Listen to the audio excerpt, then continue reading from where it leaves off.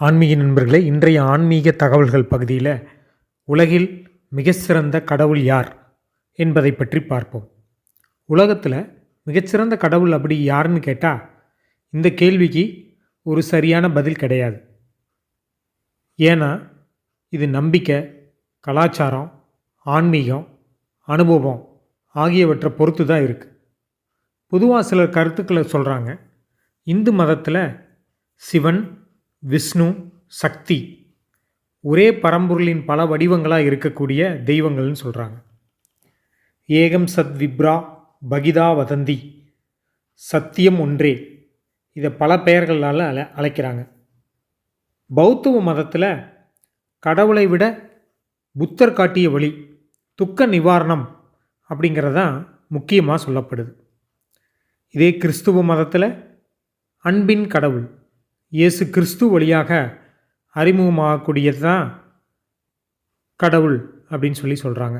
இஸ்லாம் மதத்தில் ஒரே இறைவன், அவர் தான் அல்லாஹ் அப்படின்னு இஸ்லாம் மதத்தில் சொல்கிறாங்க. ஆன்மீக பார்வையில் மனிதனை நல்லவராக்கி கருணை, உண்மை, அன்பு கற்பிப்பதே உண்மையான சிறந்த கடவுள் அப்படின்னு சொல்கிறாங்க. உண்மையை சொல்லப்போனால் உலகத்தில் மிக சிறந்த கடவுள் யார் அப்படின்னு கேட்டால் உங்களுக்கு மன அமைதியும் நல்லொழுக்கத்தையும் தரக்கூடிய இறைவன் தான் உங்கள் உலகின் மிக சிறந்த கடவுளாக மதிக்கப்படுறாங்க.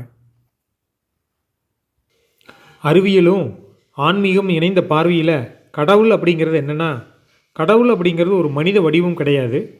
அது ஒரு சக்தி, ஒரு விதி, ஒரு உண்மை அப்படின்னு புரிஞ்சு கொள்ளப்படுது. Truth, law of nature. அறிவியல் என்ன சொல்லுதுன்னா, இந்த பிரபஞ்சம் ஒழுங்கான விதிகள்னால இயங்குது.